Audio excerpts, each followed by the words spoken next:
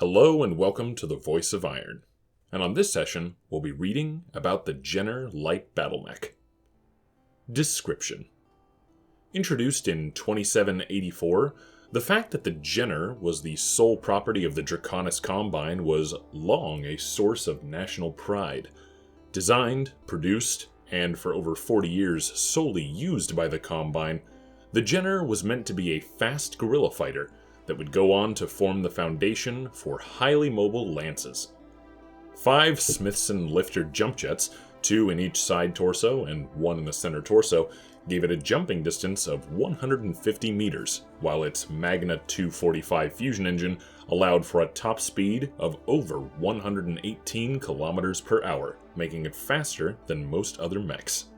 The drawback of the original model was its armament of a Diplan HD large laser and 2 Argra 27C medium lasers, all mounted in a turret which could be easily disabled with a well-placed shot, while the medium laser's targeting systems proved to be bug-ridden.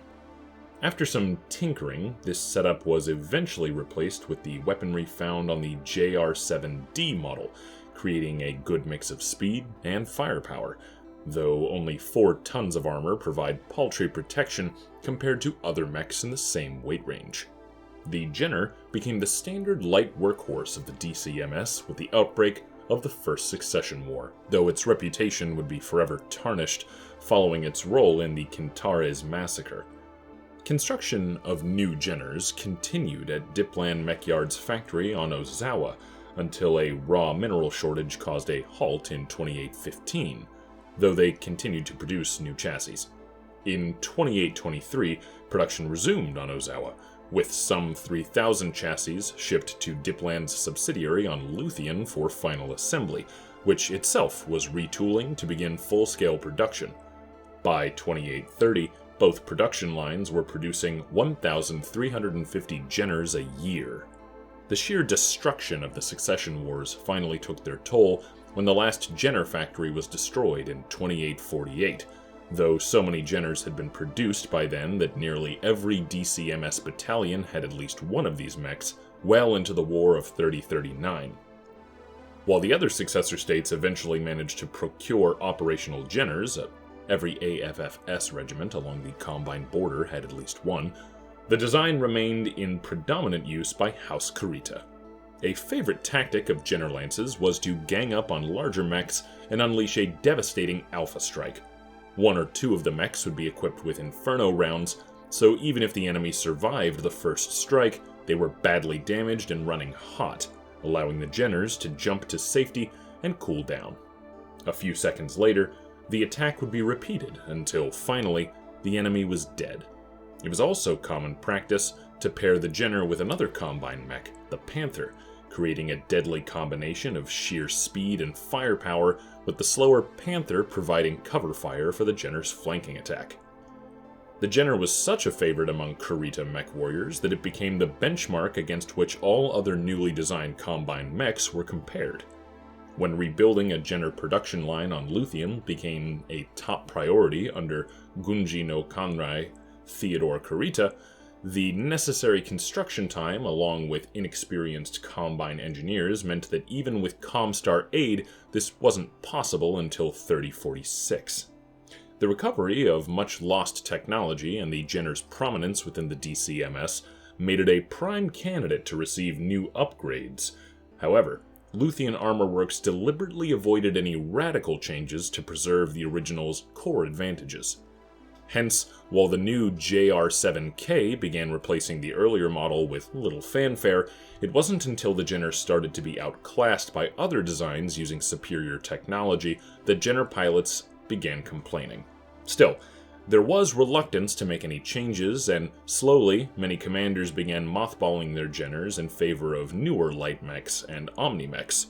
Since then, a few variants have utilized advanced technologies in their design, notably one based on the Clan Jenner 2C, but it would take the devastation of the Jihad for many of the older K models to see frontline combat again. Weapons and equipment. The primary weapon system on the Jenner is 4 Argra 3L medium lasers, 2 each, mounted in directionally variable mountings on either side. These provide the Jenner with a powerful, close to medium-range striking capability that does not suffer from a lack of supplies when operating behind enemy lines, though the use of only 10 single heat sinks means it has the potential to run hot. The lasers are backed up by a Thunderstroke SRM-4 launcher in the center torso, supplied by 1 ton of ammo in the right torso that can be used after breaching an enemy's armor to try and get a critical strike against vulnerable, exposed internal components. Variants. The JR-7A. Early Star League era version, this variant replaced all other weapons with 1 large laser. The JR-7C. The JR-7C was a basic upgrade of the JR-7K, removing one of the medium lasers and replacing it with a C3 slave unit. Combined with its speed, this made the Jenner an ideal spotter for a C3 company. The JR-7C2. Following the start of the Jihad, the Luthian Armor Works on Abi Adi began upgrading the Jenner. Borrowing a page from the Clan Jenner, the C2 is armed with 3 MML5s, making the mech effective at all ranges with 3 tons of ammunition. Heavy ferrofibrous armor was added as well, but in order to make room for this, an XL engine, XL gyro, and small cockpit were used. A C3 slave unit allows it to share targeting data with other members of its lance. Finally, the jump capacity is increased to 180 meters. The JR-7C3. An upgrade along the lines of the C2, the C3 stays true to the heart of the Jenner, making it easier to do as a field upgrade. The lasers are upgraded to ER medium lasers, and the heatsinks are accordingly upgraded to double-strength versions. The missile launcher and its case are dropped for an additional heatsink, an additional 1.5 tons of armor, and a C3 slave unit. The JR-7C4. This variant uses an experimental C3 boosted slave to share targeting data. Its weapons have been removed and replaced with a pair of MML5 launchers, 10 double heatsinks keep it cool, and heavy ferrofibrous armor increases protection. The JR-7F. After the failure of the initial Jenner model and its weaponry, the JR-7F was the Combine's first attempt to rectify this problem. While it mounts the same 4 Argra 3L medium lasers as the D model, it does not mount the SRM-4 launcher, in its place carrying 3 more tons of armor.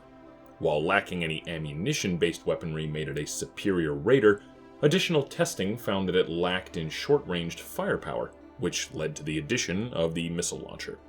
A few of this variant survived into the 31st century. The JR-7K. The JR-7K adds a higher degree of survivability to the Jenner by upgrading the armor to ferrofibrous, while removing a 1/2 ton of the armor. This proves virtually the same armor protection while allowing space for case to protect the SRM-4 ammunition. The JR-7N. This variant uses the chassis and heavy ferrofibrous armor of the JR-7C4 as a baseline, but returns to the weapon's configuration reminiscent of the original Jenner. It carries a pair of ER medium lasers in each arm, and an SRM-4 in the center torso. An XL engine allows it to reach a top speed of 111 km per hour, and 7 jump jets allows it to cover 210 meters at a time. 11 double heat sinks control the heat, while a Beagle active probe allows the Jenner to find hidden units. A single ton of SRM ammunition is carried in the right torso in a Case 2 protected ammunition bay. The JR-10X. An experimental variant of the Jenner developed during the Jihad. It was a testbed chassis for LAW on New Samarkand in 3072. Manohar Kulkarni used the JR-7K as its base, with extensive revisions. Its internal structure was changed for a composite internal structure, its engine changed out for a 245 rated XL engine, which helps maintain the Jenner's original speed, and the forward jutting cockpit was shifted to a torso-mounted cockpit. Its missile weaponry was completely dropped in favor of increasing the mech's medium laser armament up to 6, The number of jump jets increased from base module to 7. For the mech's protection, it has an Angel ECM suite, and its hull has been encased with 7 tons of light ferrofibrous. It has also been outfitted with stealth capabilities, using an experimental null signature system. Only 7 of these mechs were known to have been built. And finally, the JR-7-31. The Rattlesnake variant of the Jenner, and its sub-variants, is typically considered a distinct mech, but shares the predecessor's JR-7 alphanumerical code. Personal notes. As far as Light Mechs go, it is quite difficult to beat the Jenner in terms of its sheer speed and firepower. Sure, the Wolfhound has more firepower, but not nearly as much speed. And sure, the Locust has a lot more speed, but not nearly as much armor and firepower. It really is a good design, and it makes sense that the Draconis Combine was able to keep it around for nearly as long as they were. Especially in the note where they mentioned that they pair it with the Panther. Having driven both in MechWarrior 5, I have to say that while it is a lot of fun to go fast in a Jenner, it's even more terrifying with the concept that you can have this PPC-wielding sniper mech in the background watching your back. It really would be a very deadly combo. And I can only imagine the kind of destruction that a team of 4 of these things could cause. I mean, 4 Jenners running up on somebody, alpha striking with 4 medium lasers a pop, that's 16 medium lasers on a single target. That's gonna cook pretty much anything. I mean, unless you're driving an Atlas with perfectly clean armor, you're gonna die.